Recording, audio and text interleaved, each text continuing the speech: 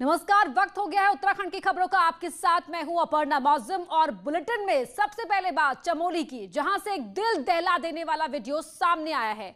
चमोली से एक खतरनाक वीडियो सामने आया है जिसमें एक भालू एक शख्स पर हमला करता हुआ दिख रहा है। बताया जा रहा है कि भालू के हमले में युवक गंभीर रूप से घायल हुआ है। तो वहीं आसपास लोग मौजूद भी हैं जो लगातार भालू को भगाने के लिए आवाजें कर रहे हैं, शोर कर रहे हैं, कोशिश कर रहे हैं, लेकिन भालू युवक को छोड़ ही नहीं रहा। ये तस्वीरें आपको विचलित कर सकती हैं। भालू ने युवक के चेहरे पर बुरी तरह जख्मी कर दिया है। युवक को अस्पताल में भर्ती कराया गया है जहां उसका इलाज चल रहा है। लेकिन इन तस्वीरों में आप देख सकते हैं, जो हम आपको ब्लर करके दिखा रहे हैं, कि भालू किसी भी कीमत पर युवक को छोड़ने के लिए तैयार नहीं दिख रहा।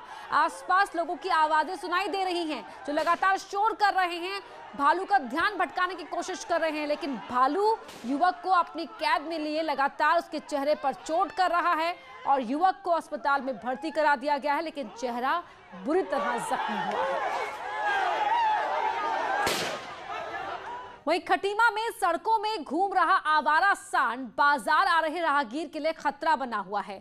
खटीमा बाजार से आए एक वायरल वीडियो में सांड सड़क में चलते हुए एक स्कूटी सवार पर अचानक हमलावर हो जाता है। ये देखिए किस तरह युवक स्कूटी के पीछे खुद को बचाने की कोशिश करता है। वहां मौजूद लोगों में से एक शख्स डंडा लेकर सामने भी आता है। देखिए स्कूटी गुजर रही होती नॉर्मल स्पीड में, वहां पर खड़ा सांड अचानक स्कूटी पर हमला कर देता है और फिर लगातार युवक पर वार करने की कोशिश करता है। वहां मौजूद एक शख्स डंडे से सांड को डराकर भगाने की कोशिश करता है, लेकिन युवक के ऊपर ही सांड उल्टा पड़ जाता है पीछे।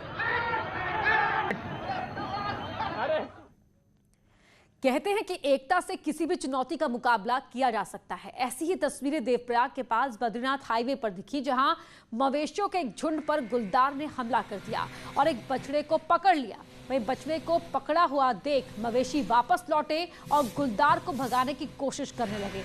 तस्वीरों में आप देखिए कैसे गुलदार बछड़े को जकड़ा हुआ है और दो मवेशी उसके पास जा रहे हैं। वहीं गुलदार ने मवेशियों को अपने पास आता हुआ देखा तो वो बछड़े को छोड़कर वहां से भाग खड़ा होता है। देखिए गुलदार ने मवेशी को जकड़ा हुआ है, तभी वहां दो मवेशी वापस आते हैं और उनको देखकर गुलदार बछड़े को छोड़कर भाग जाता है। तो गुलदार की बछड़े पर हमले की तस्वीरें कैमरे में कैद हुई हैं। मवेशी भाग खड़े होते हैं, लेकिन एक बछड़ा इस गुलदार के चंगुल में फंस जाता है और उसके बाद वहां दो मवेशी वापस लौटते हैं और फिर गुलदार उन्हें छोड़कर भागने पर मजबूर हो जाता है।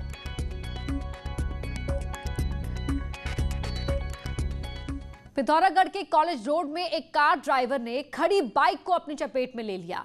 गनीमत ये रही कि उस वक्त सड़क में कोई मौजूद नहीं था। घटना का पूरा वीडियो सीसीटीवी में कैद हुआ है। कार इतनी स्पीड में आई कि पलक झपकते ही उसने साइड में खड़ी बाइक को अपनी चपेट में ले लिया और कुछ दूरी तक कार बाइक को घसीटती हुई दिखाई दे रही है।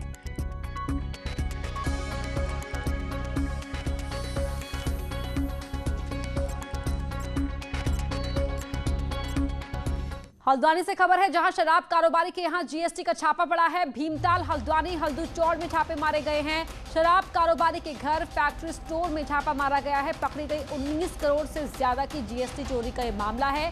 शीतला उद्योग प्राइवेट लिमिटेड कंपनी में जीएसटी का छापा पड़ा है। तो जीएसटी चोरी के मामले में ये छापेमारी की गई है।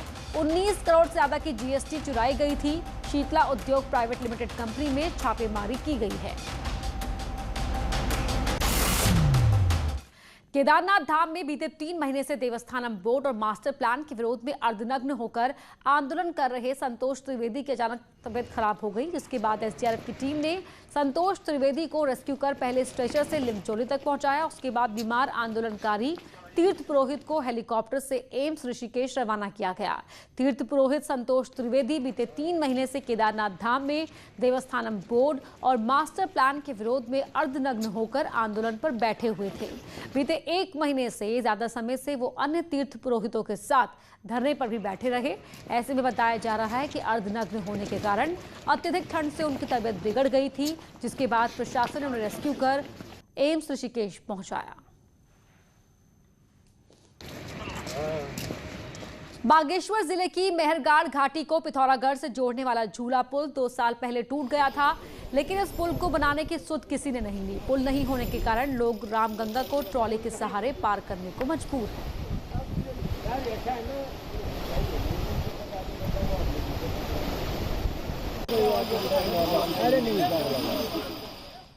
बरसात का मौसम पहाड़ों पर किस तरह कहर बनकर टूटता है, ये 2 वीडियोस का उदाहरण है। ये वीडियो उत्तरकाशी के सांकरी और तालुका मोटर मार्ग के हैं। पहले वीडियो में लोग बरसात से ध्वस्त हुई सड़क पर पेड़ की बल्लियां डालकर गाड़ी निकाल रहे हैं। कुछ दिन बाद ये पेड़ टूट जाते हैं तो ग्रामीण फिर से नए पेड़ काटकर यहाँ पर बिछा देते हैं। दूसरा वीडियो तालुका मोटर मार्ग का है। यहाँ पर बरसाती गदेरे से हर साल सड़क टूट जाती है, लेकिन आज तक इसका कोई ठोस समाधान नहीं निकला है।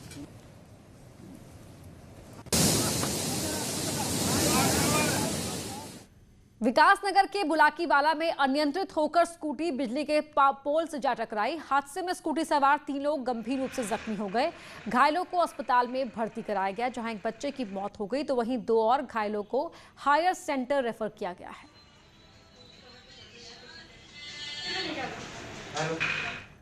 चंपावत से खबर है, जहां मुख्य बाजार में नगर पालिका के जीप के पीछे एक बाइक सीधे आकर घुस गई। हालांकि बाइक सवार हादसे में बाल बाल बच गया, लेकिन बाइक के अगले हिस्से को नुकसान पहुंचा है। इस घटना के बाद काफी देर तक जीप ड्राइवर और बाइक सवार में बहस होती रही। इस दौरान हो रहे हंगामे में उमड़ी भीड़ के चलते ट्रैफिक भी जाम हो गया। पुलिस के पहुंचने के बाद जीप के पीछे फंसी बाइक को निकाला गया।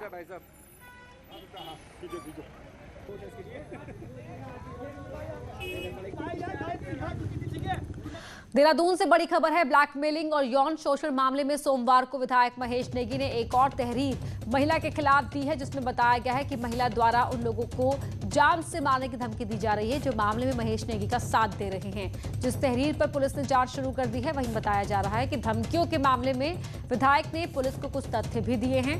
लगातार ब्लैकमेलिंग और यौन शोषण मामले में पुलिस के पास अभी तक 4 एप्लीकेशन पहुंच चुकी है, जिस पर पुलिस लगातार इन्वेस्टिगेट कर रही है। एक एप्लीकेशन थाने में आई है जिसमें विटनेस जो हैं जिनके 164 के स्टेटमेंट हुए हैं, उनको धमकाने के बारे में बात कही गई है। तो इसमें जो एप्लीकेशन थाने में दिया गया है, इसको एग्जामिन करने के लिए बताया गया है और पैरेलली जो बातें हैं उनको इन्वेस्टिगेशन में इंक्लूड करने के लिए कहा है। और जो भी फैक्ट्स जो हैं वो सामने आ रहे हैं, जो भी एविडेंसेस प्रोवाइड किए जा रहे हैं किसी की भी तरफ से, चाहे वो विटनेसेस हैं, चाहे कंप्लेनेंट हैं या कोई भी और व्यक्ति हैं, तो जो भी एविडेंसेस वो लोग प्रोवाइड कर रहे हैं उनको हम लोग इन्वेस्टिगेशन में इंक्लूड कर रहे हैं और जो भी फैक्ट्स आ रहे हैं उसके हिसाब से कार्रवाई कर रहे हैं। वहीं महेश नेगी मामले में एक और अपडेट है। अब महिला ने भी एक एप्लीकेशन एसएसपी ऑफिस को भेज दी है, जिसमें महिला ने जांच अधिकारी बदलने की मांग की है। महिला के वकील एसपी सिंह एप्लीकेशन के साथ एसएसपी ऑफिस पहुंचे। अभी तक मामले में 5 एप्लीकेशन पुलिस के पास पहुंच चुकी है।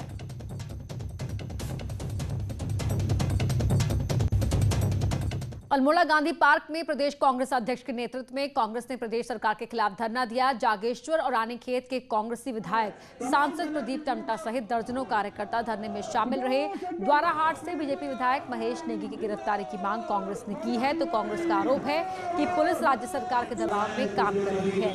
वहीं कांग्रेस के विधायक करण महरा ने मामले को विधानसभा में उठाने की बात की है।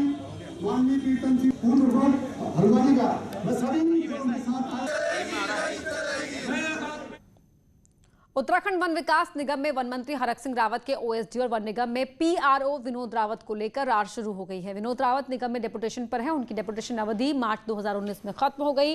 निगम के अध्यक्ष सुरेश परिहार ने विनोद रावत की डेपुटेशन अवधि बढ़ाने से यह कहकर मना कर दिया था कि निगम को पीआरओ की आवश्यकता ही नहीं है। वहीं बिना अध्यक्ष को बताए शासन के निर्देश पर विनोद रावत को चुपचाप सेवा विस्तार दे दिया गया। इससे परिहार गुस्से में है। वहीं इस मामले में कांग्रेस भी कूद गई है, सरकार पर हमलावर है। शासन ने रिन्यू किया नहीं किया, अभी मैं उसको मुझे जो है संज्ञान में आया है, मैंने फाइल मंगाई है और मैं उसका अध्ययन कर रहा हूँ। और जीबी के बाद मैंने अपने फाइनेंस कंट्रोलर जी से भी कहा है कि उस पर बैठ के दोनों लोग संयुक्त रूप से अध्ययन करेंगे और जो नियमानुसार होगा वही होगा, ये बात एकदम तय है। अगर वन विकास निगम का अध्यक्ष ये कह रहा है कि मुझको इसकी जरूरत ही नहीं है, उपयोगिता ही नहीं है, और जितने समय रहे कोई उपयुक्त ये नहीं होए, तो इसलिए अगर उपयुक्तता नहीं है, उपयोगिता नहीं है, उसके बाद भी अगर आप इतनी बड़ी रकम आप तनख्वाह में निकाल दे रहे हैं, न जाने क्या ऐसा दबाव है सरकार के ऊपर। दिल्ली से खबर है, जहां उत्तराखंड विधानसभा के अध्यक्ष प्रेमचंद अग्रवाल ने बीजेपी के राष्ट्रीय अध्यक्ष जेपी नड्डा से मुलाकात की। तो मुलाकात के बाद अग्रवाल ने बताया कि जेपी नड्डा से उनकी ये शिष्टाचार मुलाकात थी और इस दौरान अपनी पुस्तिका उन्होंने भेंट की है और विधानसभा सत्र के बारे में चर्चा हुई है। इससे पहले बिशन सिंह चौपाल भी राष्ट्रीय अध्यक्ष जेपी नड्डा से मुलाकात कर चुके हैं और चौपाल की सरकार से नाराजगी की खबरें भी आई थी। देखिए, माननीय राष्ट्रीय अध्यक्ष जी को मैं जो मेरे विधानसभा के पिछले दिनों पीठासीन अधिकारियों का जो सम्मेलन हुआ था और उसका संकलित करके एक पुस्तिका का विमोचन माननीय ओम बिरला जी द्वारा जो किया गया, उसको भेंट करने गया था। उनको भेंट की, उनको मैंने एक छोटा सा स्मृति चिन्ह दिया और चूंकि उनसे हमारे पारिवारिक रिश्ते रहे हैं, एक हमेशा उनसे हमारा एक संबंध रहा है, तो इस नाते उनसे भेंट करना मुझे भी बहुत अच्छा लग रहा है। और मुझे इसलिए भी और अच्छा लगा जब उन्होंने परिवार के बारे में, मेरे बारे में अच्छा पूछा। कांग्रेस के वरिष्ठ नेता और पूर्व सीएम हरीश रावत हमेशा अपने बयानों से सुर्खियों में रहते हैं। ऐसा ही एक बार फिर उन्होंने बीजेपी के लिए शातिर शब्द का इस्तेमाल किया है, जिसके बाद बीजेपी ने भी हरीश रावत पर निशाना साधा है। मुन्ना सिंह चौहान ने कहा कि हरीश रावत हार मान चुके हैं, इसलिए ऐसे बयान दे रहे हैं। तो वहीं मंत्री रेखा आर्य तो एक कदम और आगे जाकर ये कहती हैं कि कांग्रेस के भस्मासुर हैं हरीश रावत।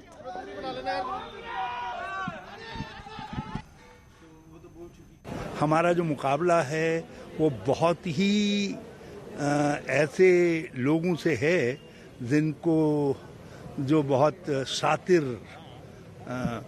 दिमाग हैं, तो उनका मुकाबला करने के लिए हमको अपनी सारी शक्ति और ताकतें इस्तेमाल करनी पड़ेंगी। देखिए, मुझे लगता है कि जिस प्रकार से हरीश रावत जी लगातार इन दोनों अपने बयानबाजी कर रहे हैं, उससे प्रतीत होता है कि वो कहीं ना कहीं वो मानसिक रूप से भयभीत हैं या मानसिक रूप से डरे हुए हैं, क्योंकि जिस प्रकार से उनके रहते हुए कांग्रेस में वो भस्मासुर के रूप में कांग्रेस में रहे और पूरे कांग्रेस को समाप्त कर दिया। आगे इसी प्रकार की शब्दावली का प्रयोग करते हुए हमारा नहीं, वो स्वयं का नुकसान कर रहे हैं। और अब तो हरीश रावत जी की स्थिति हो गई है कि जिसके कंधे पे हाथ रखेंगे पता लगा कि वो कंधा ही गायब हो जाएगा कुछ दिनों में। तो इसलिए उनके कहीं निगाहें, कहीं निशाने, मुझे तो ऐसा लग रहा है कि इस बयान में वो कांग्रेस के अंदर ही अपने विरोधियों को ढूंढ रहे हैं बजाय विरोधियों में। हल्द्वानी से खबर है, जहां मिशन 2022 को लेकर बीजेपी लगातार एक्टिव है। कोरोना के बीच भी लगातार नेता इलाकों के दौरे कर रहे हैं। महामंत्री संगठन अजय कुमार नैनीताल, अल्मोड़ा, चंपावत और उधम सिंह नगर का लगातार दौरा कर रहे हैं। खास बात यह है कि उनका ये दौरा राष्ट्रीय सह महामंत्री संगठन शिव प्रकाश से 4 सितंबर को हल्द्वानी में हुई मुलाकात के बाद शुरू हुआ। तो वहीं बताया जा रहा है कि अजय कुमार ऐसे लोगों से मिल रहे हैं जो बीजेपी और संघ से जुड़े हुए हैं, संगठन की रीढ़ हैं। जनता पार्टी का संगठन सदैव गतिशील रहने वाला संगठन है। उसमें आपने देखा होगा लगातार हमारे माननीय प्रदेश अध्यक्ष जी हों, जब तक वो कोविड में नहीं थे तब तक वो लगातार प्रवास कर रहे थे। हमारे महामंत्री संगठनों या अनेकों पदाधिकारी लगातार प्रवास करते हैं। उसी क्रम में माननीय महामंत्री संगठन अजय जी का और माननीय आदरणीय शिव प्रकाश जी का भी संगठन का जो प्रवास था वो पहले से नियत था। पूर्वी आज से लगभग 15 दिन पहले भी माननीय महामंत्री संगठन जी का दौरा पूरे कुमाऊं का था, जो अपने हल्द्वानी से निकलते हुए पिथौरागढ़ होते हुए चंपावत उधम सिंह नगर करते हुए आए। और ये लगातार रूटीन में जो महामंत्री संगठन माननीय अजय जी हैं, वो लगातार रूटीन में अपने कुमाऊं और गढ़वाल दोनों के प्रवास में रहते हैं। इसलिए मुझे लगता है कि राजनीति से प्रेरित होकर इसको देखना नहीं चाहिए। देहरादून से खबर है, अब आपको गली मोहल्ले की सड़क की दुर्दशा को लेकर लोक निर्माण विभाग, एडीबी या सिंचाई विभाग यानी कि ऑफिस भटकने की आवश्यकता नहीं है। अब आप इसके लिए सीधे नगर निगम को शिकायत कर पाएंगे, क्योंकि अब नगर निगम क्षेत्र में जितनी भी सड़कें हैं, सरकार उनका स्वामित्व नगर निगम को सौंपने जा रही है। शुरुआत देहरादून नगर निगम से की जा रही है। शासन में सीएम और मुख्य सचिव की अध्यक्षता में 2 दौर की मीटिंग हो चुकी है। लोक निर्माण विभाग ने देहरादून नगर निगम क्षेत्र में बकायदा ऐसी 655 किलोमीटर लंबी 497 सड़कों की लिस्ट तैयार भी कर ली है। वहीं अब इसे लेकर सियासत भी शुरू हो गई है। जिसकी ओनरशिप में जो सड़क है वो उसको मेंटेन करेगा।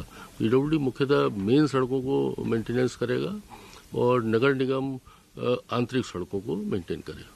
उसका पिंडदान है, वो पिंडदान आप करेंगे जब सारे शहर की सड़कों को, आंतरिक मार्गों को जो पीडब्ल्यूडी करती है या और एजेंसीज करती हैं, उनको भी आप नगर निगम को दे देंगे तो मैं समझता हूँ सवा सत्यानाश हो जाएगा। सारी सड़कें पीडब्ल्यूडी ने पहले बनाई, जो सड़कें पीडब्ल्यूडी ने पहले बनाई और नगर निगम बनने से पहले बनाई, तो वो स्वामित्व उन्हीं का हुआ ना, जिसने बनाई। तो आज की तारीख में 3 साल लगातार हो गए, चौथा साल लग गया, ना तो उन सड़कों की मरम्मत का, ना रखरखाव का, ना पैच का कोई काम नहीं हो रहा। तो यही तो सबसे बड़ी नाराजगी है हम लोगों की। वहीं देहरादून में महिला हेल्पलाइन में महिलाओं के साथ साथ पीड़ित पतियों की भी शिकायतें आ रही हैं। वहीं इनकी संख्या भी लगातार बढ़ रही है। बीते 2.5 साल में पीड़ित महिलाओं की 3700 शिकायतें मिली हैं, तो 900 से ज्यादा पीड़ित पतियों ने भी हेल्पलाइन में शिकायत की है। इसमें ज्यादातर शिकायत पारिवारिक विवाद और एक्स्ट्रा अफेयर को लेकर है। तो जनरली जो पुरुषों की तरफ से शिकायतें आती हैं वो इस तरह की होती हैं कि वो काउंसलिंग चाहते हैं, क्योंकि हमारे यहाँ ऐच्छिक ब्यूरो की काउंसलिंग होती है हर 15 दिन पे। तो कई बार होता है कि जो पुरुषों की तरफ से शिकायतें आती हैं उनमें काउंसलिंग के बाद जो है निस्तारण हो जाता है। टिहरी झील बोट व्यवसायियों ने सरकार से टिहरी झील में बोटिंग शुरू करने को लेकर जरूरी गाइडलाइन जल्द जारी करने की मांग की है। टिहरी झील बोट व्यवसायियों का कहना है कि जिस तरह नैनीताल में बोटिंग शुरू कर दी गई है, वैसे ही टिहरी झील में भी बोटिंग जल्द शुरू की जाए।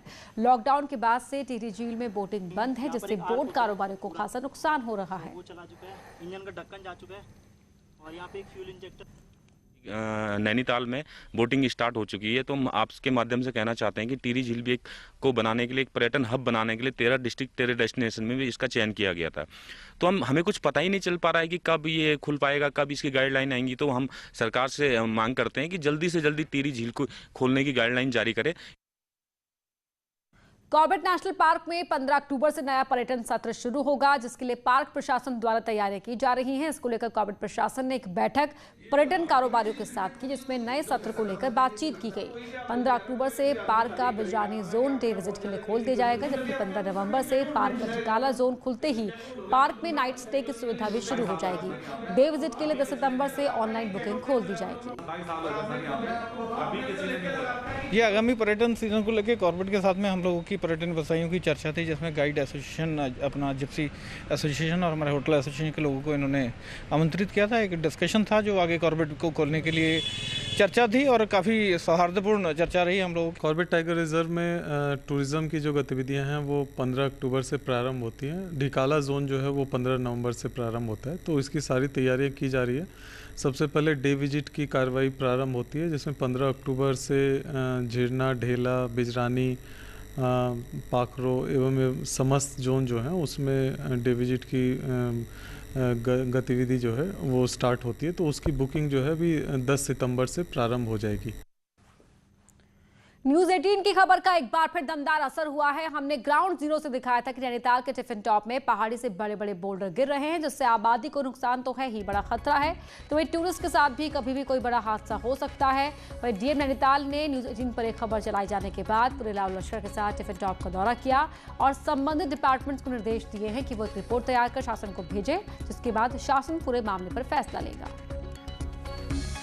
रिपोर्ट्स मिल रही थी डिस्टेबलाइजेशन की, सो उसके साथ हमारे माइनिंग ऑफिसर और हमारे डिज़ास्टर एक्सपर्ट ने एक प्रिलिमिनरी सर्वे किया है। वहाँ पे विजुअल प्रिलिमिनरी इंस्पेक्शन में तो ऐसा कोई खतरा नहीं लग रहा है, लेकिन फिर भी जो अंडरलाइंग जियो टेक्निकल इन्वेस्टिगेशंस हैं उसके लिए यहाँ से जो हमारी फाइंडिंग्स हैं वो स्टेट को चली जाएंगी और स्टेट से पुनः एक एक्सपर्ट टीम आकर निरीक्षण करेगी और ट्रीटमेंट के लिए अपने सुझाव शासन को रिकमेंड करेंगे। देहरादून से खबर है, जहां नगर निगम देहरादून रहेगा 2 दिनों के लिए बंद। आम जनता के लिए निगम को बंद रखा जाएगा। निगम के ऑफिशियल काम चलते रहेंगे। अधिशासी अभियंता के कोविड-19 पॉजिटिव आने के बाद ये फैसला लिया गया। निगम में चलाया जाएगा सैनिटाइजेशन का काम। और यहां रुक रहे हैं एक छोटे से ब्रेक के लिए।